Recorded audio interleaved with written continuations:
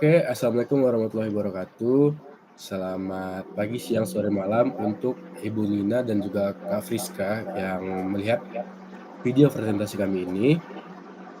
Di sini kami dari tim Homeland, yang mana kami membuat sebuah website untuk pencari seperti rumah, hotel, dan juga apartemen. Oke, sebelumnya perkenalkan saya sendiri Muhammad Hamdani Adri, Saya dan Dr. Willy. oke langsung saja ke materi yang akan dilanjutkan oleh Alia.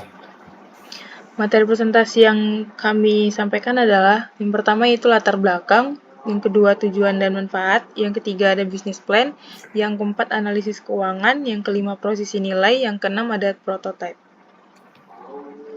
Yang pertama itu latar belakang. Mencari tempat tinggal yang sesuai seringkali menjadi proses yang rumit dan memakan waktu, terutama karena informasi yang tersedia tidak terlalu lengkap, akurat, atau tidak mudah diakses.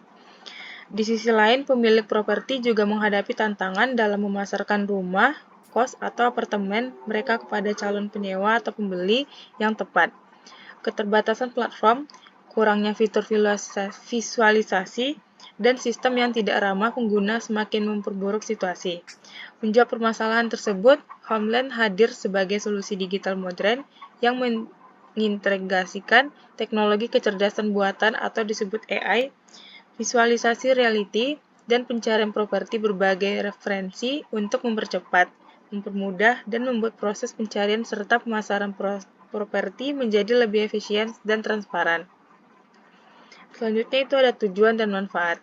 Tujuan yang pertama yaitu meluncurkan platform Homeland dengan minimal 1.000 listing properti. Yang kedua, menjangkau 10.000 pengguna dalam 12 bulan, atau bisa juga dalam setahun. Yang ketiga yaitu menjalin kerjasama dengan besar dari 50 agen atau developer properti. Yang keempat, mencapai break-even point dalam 18 bulan. Yang terakhir yaitu ekspansi nasional menuju IPO atau akuisisi strategis. Manfaat dari Homeland itu bagi pengguna pencarian properti lebih cepat, mudah, dan transparan. Bagi pemilik yaitu sistem pemasaran properti terpusat dan efisien. Selanjutnya ada bisnis plan model pendapatan. Yang pertama itu adalah listing premium berbayar, komisi dan transaksi properti, paket langganan untuk agen atau developer. Yang terakhir itu iklan pihak ketiga, bisa juga disebut dengan bank KPR, asuransi, dan lain-lain. Selanjutnya ada strategi harga, gratis untuk mencari properti. Paket pelanggannya itu ada basic 250.000, yang pro itu 500.000, enterprise itu bisa custom. Yang terakhir itu komisi 1-3% dari transaksi. Selanjutnya ada analisis keuangan. Modal Homeland itu 20 juta, pendapatan per user 50.000, pertumbuhan user itu 50% per bulan. Cash flow positif mulai bulan ke-5. BIP atau break even point tercapai di bulan ke-6. Saldo kas akhir tahun pertama itu 46,1 juta. Potensi keuangan besar dan berkelanjutan. Selanjutnya ada proposisi nilai. Homeland membantu menemukan hunian ideal 5-10 kali, lebih cepat dan transparansi informasi 10%. Keunggulan utama dari Homeland itu filter pencarian cerdas dan personal, visualisasi reality, sistem rekomendasi berbasis AI, antarmuka simple dan user friendly, satu platform untuk pencarian, dan terakhir yaitu ada hingga transaksi. Selanjutnya, prototipe akan dilanjutkan oleh Hamdani. Oke, untuk prototipe sendiri itu pertama pastinya ada halaman login, ada beranda, bisa mencari lokasi, bisa check-in atau check-out, ada fitur pencarian, ada fitur tentang, ada booking, dan juga pembayaran atau pre-cash. Oke, untuk halaman loginnya kira-kira seperti ini, di mana bagi mereka yang belum mendaftar maka harus mendaftar dulu. Yang sudah mendaftar maka akan menginputkan email dan juga password. Setelah mereka menginputkan email dan password, mereka akan disuguhkan halaman beranda yang kira-kira seperti ini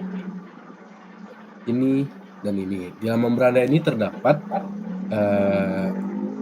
seperti yang tadi ada halaman untuk mencari rumah, untuk mencari hotel, dan untuk mencari apartemen. Nah, fitur pencarian lokasinya itu seperti ini, customer atau user cukup menggunakan fitur yang ada pada halaman ini. Ada di sini terlihat location, check-in, check-out. Mereka hanya perlu menentukan lokasi mereka, kapan tanggal mereka check-in dan kapan tanggal mereka check-out, lalu menekan, tombol searching ini. Nah, setelah mereka memasukkannya, kira-kira seperti ini, nanti filter akan otomatis mencari, di mana sih rekomendasi atau ya yang terbaik untuk mereka lah kira-kira seperti itu nih. Seperti ini, ada Hotel Sunrise, ada apartemen, ada rumah.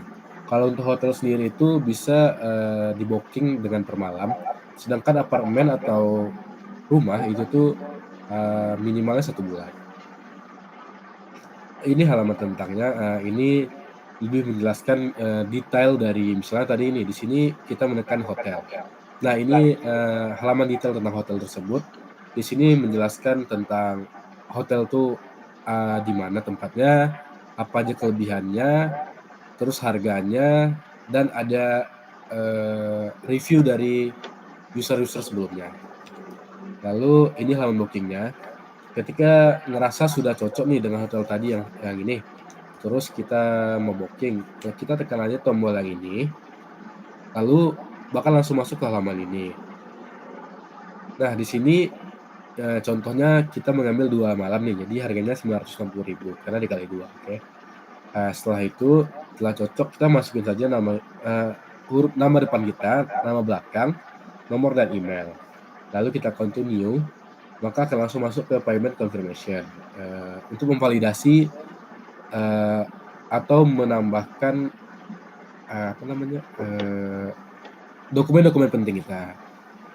Misalnya payment-nya, terus ada upload buktinya atau proof, banknya dari mana, terus ada, pengirimnya siapa namanya gitu. Nah jika sudah, maka akan langsung, masuk, ke halaman payment complete atau payment telah berhasil. Mungkin sedikit saya menambahkan untuk perhitungannya, bentar,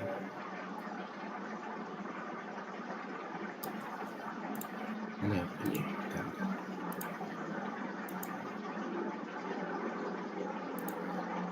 Nah, perkiraannya dari web yang kami buat ini, analisis keuangannya, yang mana analisis dilakukan untuk memahami potensi kelaikan bisnis. Dari sini pendapatan dan pengeluaran dan proyeksi keuntungan.